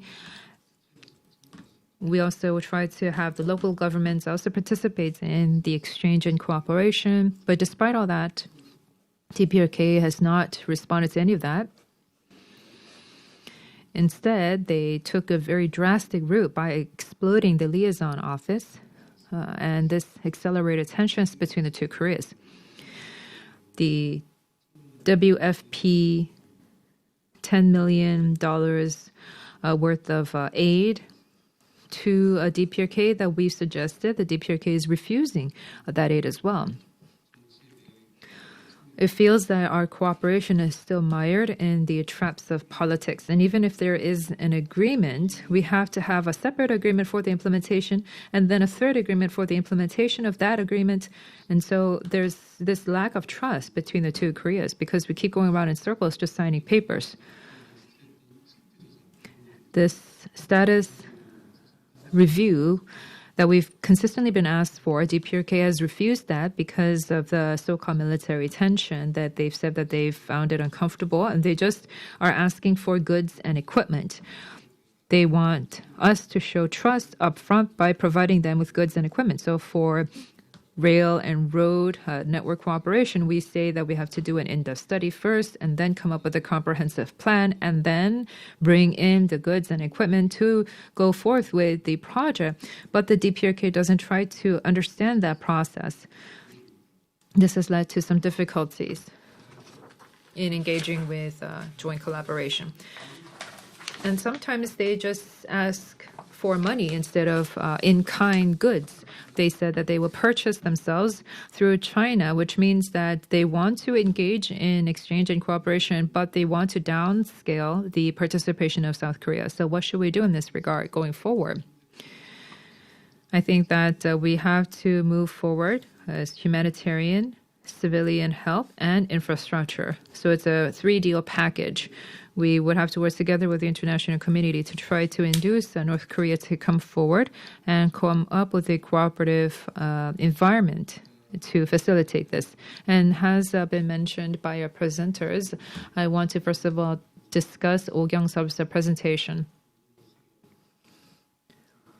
I really listened well to the governing discourse and economic policy in Kim Jong-un regime. I really agree with what you said, that this is a tool that Kim Jong-un is using to have that one-person rule regime in place. But do they even have an economic policy the way that we think about? And we also thought that there was the market economy in place, but I want to know what kind of impact this market economy is having right now. And you said that their foreign reserves are depleted, but I don't agree because I feel that they have continuously built up the foreign reserves because they still have that internal absorbing mechanism of foreign reserves, and they have been able to have these unofficial illicit sales of weapons to third parties. So I don't think that their foreign reserves have been able to be depleted in such a short period of time. Thank you very much. Thank you. So Mr. Chung from the Ministry of Unification gave a summary of the inter-Korean exchanges, and I think there is some questions to Mr. Oh. So we will later cover the questions at the end of the discussions. Moving on to Mr. Chung Dong-jun from Korea Environment Institute. So Dr. Jun, would you limit your comments to 8 minutes, please? Hello, I'm Chung Dong-jun from Korea Environment Institute. I'd like to thank the presenters for their presentations. I was able to learn a lot from their presentations. In a larger framework, I'd like to focus on promoting sustainable development of the Korean Peninsula and promoting communication and cooperation. So with that in mind, I'd like to comment on all these 4 presentations and share my views as well. As for the first presentation by Dr. Oh, you can see that the governing discourse of Chairman Kim Jong-un's regime is promoting nuclear capabilities and developing its economy at the same time. But from the sustainable development perspective, nuclear capabilities, these programs are military and political issues, so it is something that other experts can discuss. But as for the economic development, in order to maintain the regime, they are obsessed about economic development. But if nuclear issues are not resolved because of these UN sanctions and all the other sanctions on North Korea, it will be very difficult for North Korea to develop its economy. As many people have already mentioned, it is not easy to find a breakthrough in promoting inter-Korean relations. Having said that, at this time, it may not be right or too early to discuss sustainable development in North Korea because we don't have a lot of feasible options to pursue at this moment. Because we still have military and security issues that have not been resolved. And if they are resolved in any time soon, then as Dr. Oh mentioned in his presentation, DPRK's number one priority is to revitalize its economy. So rather than promoting a step-by-step development for sustainability, we may need to take some dramatic action to push for the economic development for the benefit of the people. And in doing so, there may be additional concerns. But South Korea has the experience of rapid economic development. And in this process, South Korea also made a lot of mistakes and there were some problems or side effects. In order to prevent these problems from occurring in North Korea, we can work closely with DPRK so that we can share our lessons learned and all the trials and errors that we've had in the past with North Korea so that they can avoid making similar mistakes. And moving on to the second presentation by Dr. Han on future integration of environmental legislation, I would say that it was just very encouraging for me to imagine having a single legal framework between the two Koreas regarding environment. But if we are to get there, as was already mentioned in the presentation, I think we need to go through many different steps. And for all these steps, we need to find ways to address many challenges that we may expect. So we need to prepare for different scenarios. From the perspective of sustainable development, if the DPRK economy begins to grow again, then there can be many different ways of providing assistance and aid. We may utilize international ODA, or we may provide assistance unilaterally from South Korea, and we may pursue inter-Korean investment, joint investment, or we may pursue indirect and direct investment from South Korea. So there are different investment options that we can utilize. And depending on what option we choose, there may be different considerations about environment that we need to make. And the World Bank or international organizations, when they provide assistance to developing countries, they also demand environmental aspects. So there are some guidelines regarding that, but whether it is assistance or DA or investment, the bottom line is we need to be able to do some environment assessment. So when we provide direct assistance or direct investment, we may need to apply international guidelines on environment impact assessment. So if we prepare for these guidelines in advance, when the DPRK economy begins to develop and when there are opportunities arise, then we will be able to address some of the environmental concerns by utilizing these guidelines. Sustainability is a very big topic, but if we narrow it down to environmental issues, these are quite sensitive issues from the perspective of international relations, and some environmental issues can be used as a tool to attack or criticize North Korea. So we need to be careful in approaching environmental issues involving North Korea. Moving on to the third presentation about disaster response and international cooperation. it was about water supply situations in North Korea, what we can do. The presentation was really informative because I was able to learn about the water situations in North Korea. And we can approach this topic from the economic perspective and the humanitarian aid perspective. When it comes to investing in the water infrastructure, as I mentioned earlier, depending on the investment or assistance types, there are various guidelines on environment, and we need to apply these guidelines for the environment so that these infrastructure can be developed in an environment-friendly way. And finally, about disaster response and what we can do between the two Koreas. We need to approach disasters from a humanitarian perspective. Currently, inter-Korean relations are quite sour. And given this situation, disaster-related cooperation can provide a very good breakthrough and momentum in facilitating inter-Korean exchanges. And this is something that we need to provide assistance on the humanitarian basis. So even before any political or other issues are resolved, we can approach North Korea in providing help for disaster response. Thank you. Thank you very much.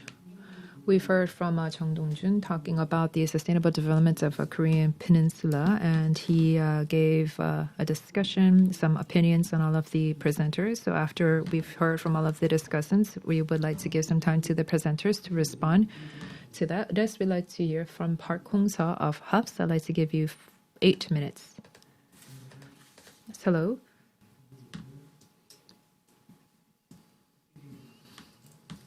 I am from CIAS of Hankuk University of Foreign Studies. I'm a research professor. Today I want to talk about Oh Kyung-seok's presentation and Han Sang-hoon's presentation. So in this sphere,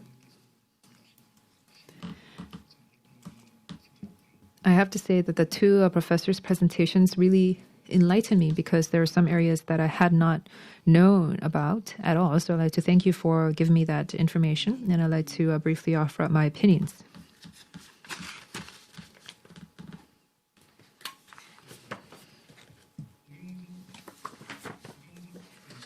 So first of all, on Dr. or Professor Oh Kyung-seok's presentation, I think that to try to come up with a good North Korea policy, we have to really understand what exactly Kim Jong-un is thinking, what Kim Jong-un regime's preferences are. So we need to have a very good understanding of that. And seen from that context, I think the presentation is really comprehensive and it includes a lot of information. When I read this presentation, you talked about governing discourse. I thought that perhaps we need a more of a theoretical framework for this. If we talk about Machiavelli or Michel Foucault, they all talk about power and the objective of power. They have all of these different theories that they've already announced. So maybe if you can include some of their thoughts, maybe you can have a well-rounded theoretical context. Machiavelli said that for a ruler, there are these internal and external enemies, these threats from these different enemies, and the Machiavelli ruler, the prince, can respond to this. And in fact, the threat that comes from the internal enemies is even more severe than external enemies. Foucault gave about 3 different dimensions of power: violence, rule, and economy. That the right ruler has to use a hybrid version of all of these 3. Which means, if we take this into consideration, the Kim Jong-un regime is also making use of violence and rule. So rule here is basically ruling by force with a sword and using socialism to try to have carve this socialist tendencies on its people. The economic affairs is where they turn to these economic affairs of the people. And Kim Jong-un regime is drawing upon these three different axes for its rule. However, the problem here is that for the strategy of violence and the strategy of economy, I think, as you pointed out in the economy, can they really stand together? Because they are in direct contradiction to each other. So how can this contradiction be eased? I think that's a very fundamental dilemma. And we cannot really solve this dilemma on our own. We can just manage it, which is for the DPRK, if they cannot solve this contradiction, if they cannot solve this dilemma, then they will never be able to find a solution. Oh, they might be able to have the nuclear weapons, but because of that, the nuclear weapons, they have to give up economic development. Can they find a breakthrough out of this very difficult situation? I wonder what you think about that. That's my first question to you. Many presenters also gave their opinions about this, but I wanted to ask you what your thoughts are. And moving on to my second presenter, Dr. Han-Sang-un. I think that this is a very important and meaningful discussion. I think that DPRK, within a capitalist international order, it is the only ghetto that is left remaining in the world. So in the future, if North Korea wants to open itself up to the world economy, there could be one of two scenarios that plays out. There's the bad scenario and the good scenario. The bad scenario, it will be like imperialism in the 19th century, where they lead to massive violence down the road. I don't think that this is very feasible right now, but in any case, this is where energy consumption, environmental capitalism, environmental polluting capitalism will be forcefully applied to the DPRK. So this is not a very good scenario. And if that were to happen, this would mean that the environmental problems in the DPRK right now would be aggravated. The second scenario is similar to what you've mentioned, which is where DPRK can be a role model through this, what you say is ecological restructuring. This means that this could be an alternative to an energy consumption, power generating scenario. So with these two scenarios, obviously, I think that the latter is personally more right, and also it is more legitimate. However, for us to go down that route, Dr. Han mentioned the legal basis that we need to establish, and obviously we need to think about the legal issues of this matter, but this is also a political and a capital issue as well. The state and capital. How are we going to manage these two crux of the problem? So trying to institutionalize the legal framework, even that is something that DPRK has to voluntarily accept. And as I mentioned before, this logic of capital, this supranational, transnational capital logic the capital that will fly into DPRK and try to turn that into a revenue generating country. How are we going to defend against that? What is the grid strategy that you have in mind? Thank you very much, Professor Park. You commented on Professor Oh and Professor Han's presentations, and there were some questions raised by him, so we will address them at the end. Finally, I'd like to invite Dr. Ki-young Lee from Gyeonggi Research Institute for his comments. Hello, I am Lee Ki-young from Gyeonggi Research Institute. Can you hear me well? Yes. Yes, we can hear you.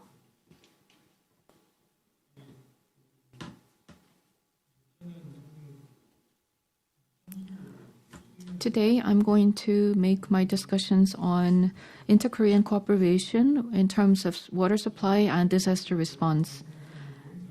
As was mentioned by other panel members, when the inter-Korean relations improve, our discussions would be very meaningful, but unfortunately, the inter-Korean relations are still in a deadlock, so it is quite unfortunate. I hope that the inter-Korean relations will improve soon. First of all, about water supply situations in the presentation, he said that the access to managed water is 50 to 80%. There's a wide range, but these data are not really reliable, in my opinion. And I had other opportunities to talk to people from North Korea. And they said that in reality, when it comes to access to clean water, the situation is much worse than we imagine. And during the presentation, I was also able to get a lot of useful information. In Korea, we utilize surface water, including rivers and streams and dams. But as for North Korea, they rely more on groundwater. So the reliance is 35%. And they do not have the nationwide water supply infrastructure, but they are fragmented and managed by local governments.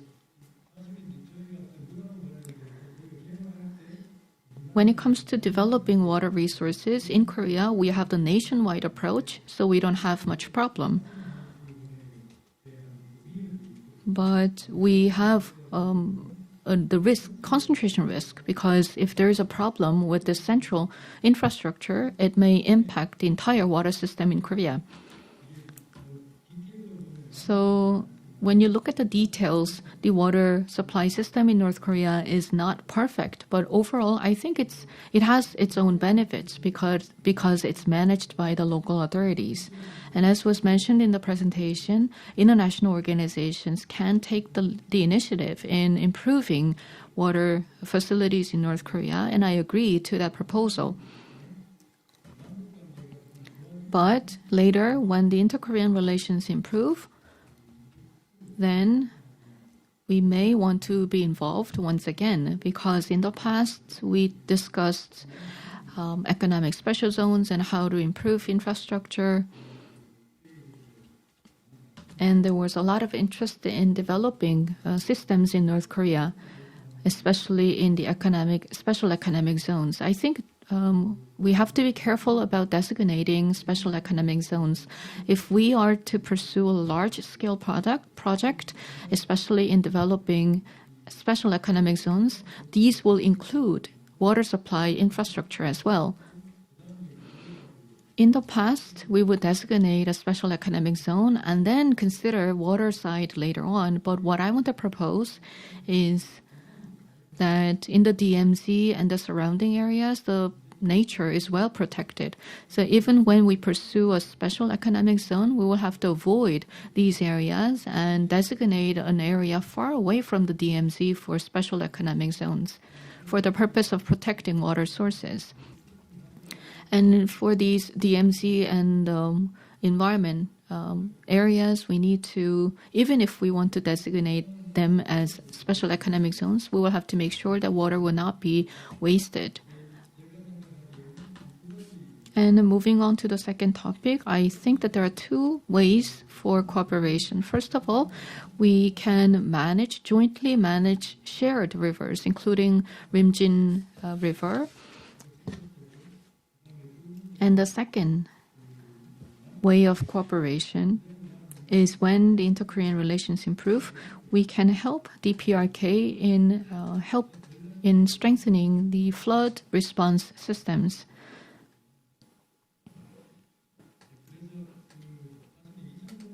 In 2000, there was some efforts to prevent floods in Rimjin River, and there was an agreement or memorandum of understanding between the two Koreas, but it did not go well because of the political issues.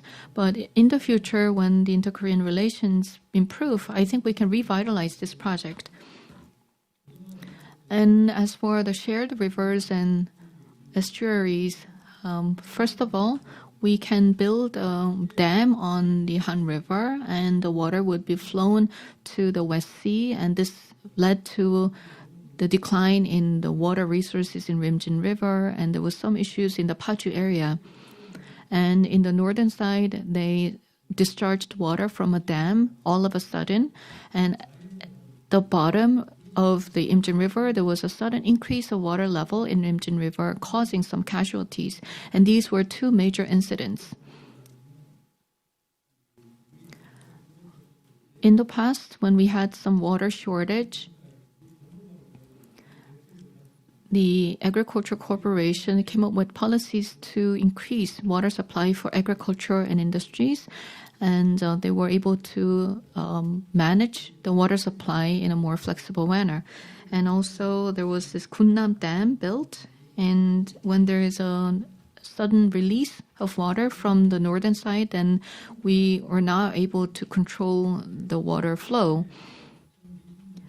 Now, this year in 2020, we had the longest rainy season, and I remember it was early August that in Imjin River, the water damage was serious and the floods were very bad. So the Gunnam Dam almost reached the flood level. And then the Pilsung Bridge, the water level was record high. And these were very emergency situations, but on the southern side, we were not able to get access to any real-time information. We didn't really know how much rain has fallen and how much water or flood situation. So this year, we realized that there should be more cooperation and data sharing between the two Koreas. I understand that the inter-Korean relations not very good right now, but as for the flood-related issues and water management issues, I think we need to resume dialogue on this with North Korea. Thank you. Professor Lee Ki-young talked about Kim Seung-hyun and Hong Yoon-gun's presentations. We are supposed to conclude the session at 12, but we don't have much time, so I'd like to give about 1 minute 30 seconds to each speaker. So maybe you can respond very briefly to the comments that were raised. So we'll go in order of the presentation. We'll ask Dr. Oh. I will be brief. I would first like to thank the discussants for their comments. As Mr. Chung mentioned, economic policies. Are there any economic policies in DPRK?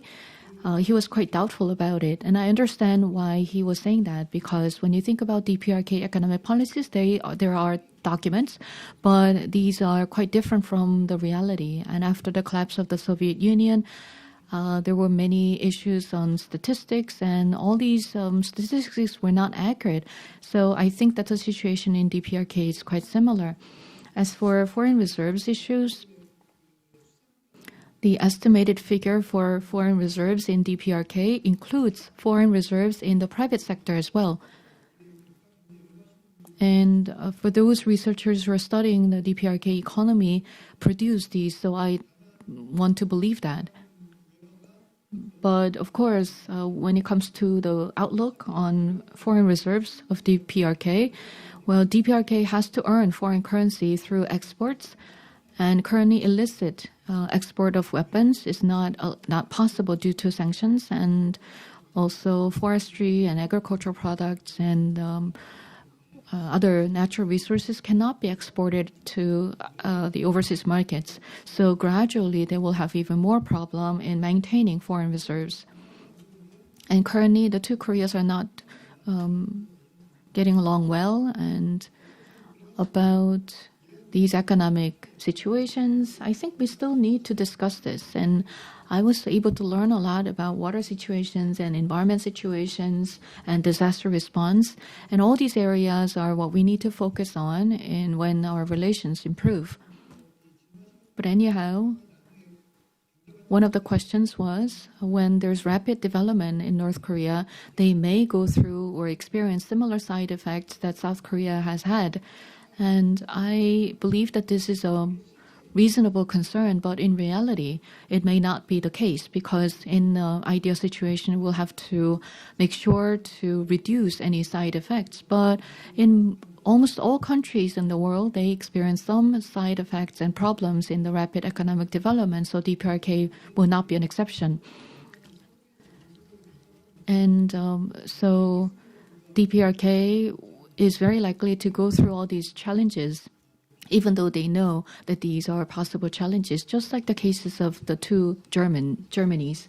And regarding another comment from Mr. Park, yes, DPRK has to give up its nuclear programs if they want to improve their economy.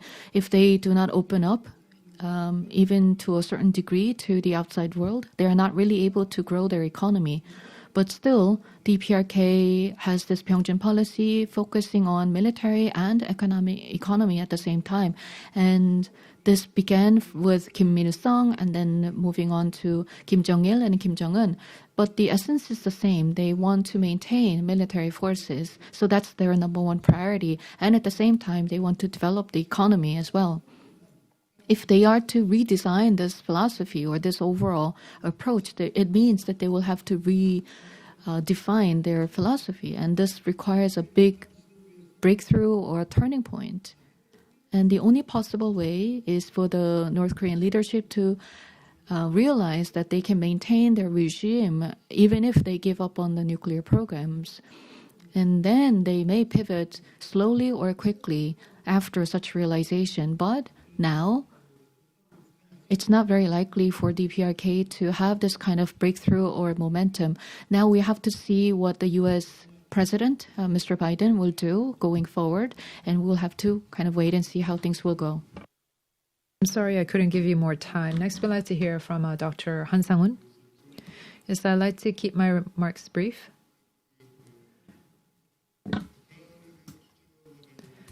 So, for DPRK investment, maybe having an environmental impact assessment report to assess the feasibility of investment in DPRK. I think that when we provide aid to the DPRK, this is something that we have to consider. Dr. Chung said this as much in his discussion together with his comments on Park's presentation. The German unification case and the Korean unification case, if we compare the two, if we feel that similarly with East Germans, that the DPRK residents also want that development, do they want this to go that same route? And is this something that we still want 30, 40 years later? I think that the situation with the Republic of Korea, this net zero, and it's not something that just Korea want to do on its own. Many countries around the world want to go through carbon neutrality by 2050, and if the DPRK wants that, they can be a part of that. And in that case, this ecological restructuring that I talked about in my presentation for Baekdusan, Kumgangsan, DMZ, and Kenmak Park, and all of these different areas can be a biosphere zone or protection zones, and they need to go through a very strict management. But we also have to do with different tech giants, like different giant companies like Facebook, Google, LG, Samsung, that these different companies that use fossil fuels, that these big companies that use these fossil fuels should not be granted any more subsidies from the government. Then that's what the government has to persuade so that DPRK can be declared a carbon neutral zone.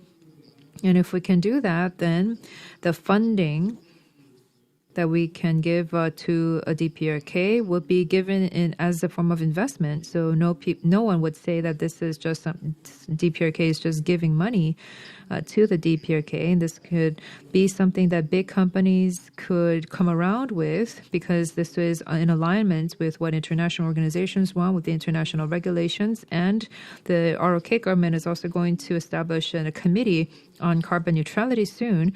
All of this would be in alignment so that the DPRK residents can come around to receive the funding and the projects. So this is going to be very different from what we saw in the 1990s with the two Germanys, where East Germany said that they just want to be as West Germany does. And if we show the DPRK residents what happened to Germany 30, 40 years later, then we can get an encouraging sign from them. Thank you. Next, Professor Kim. I conducted this research because when North Korea opens its doors or is united with South Korea, then there's this issue of infrastructure. Some people would think that South Korean parties will go there and develop infrastructure, but I don't really think so. Then if we do have some share and participate in the infrastructure development, what can we do? And that led to this particular study. Because I believe that our number one job is to understand the current situation of North Korea. And secondly, Mr. Lee, Dr. Lee talked about comprehensive nationwide water supply versus domestic or local. As nationwide water supply can be understood as a wholesaler, and the local authorities' water supply would be a retail. And that is why we have a high reliance on the dam in South Korea, but they don't have that in North Korea. So local communities were not really able to develop dams or other massive infrastructure. And that is why they have a high dependence on the groundwater resources. And as you mentioned, I think that there are pros and cons of different approaches. But if we are to go to North Korea now, then we may go for the nationwide infrastructure, but we have to consider that the current situation cannot be overhauled overnight, and we have to understand the situation and choose the appropriate option. Thank you. And finally, Professor Hong. Yes, because we don't have much time, I'll keep it short. I think that going forward, inter-Korean cooperation, and when we approach DPRK, some of the things that we have to consider is that when we deal with a DPRK, we talk about humanitarian, mutual reciprocity, one nation, one people. There are many of these elements that the DPRK would refuse, because in the past when West Germany approached East Germany, they tried to see that from the point of view of supply and demand. They looked at economic profit and regime stability. The DPRK is that in East Germany, they wanted to ask for regime stability first and then economic stability. And West Germany responded in kind. They didn't just use the carrots and the whip. They used both. And so they didn't think about mutual reciprocity. This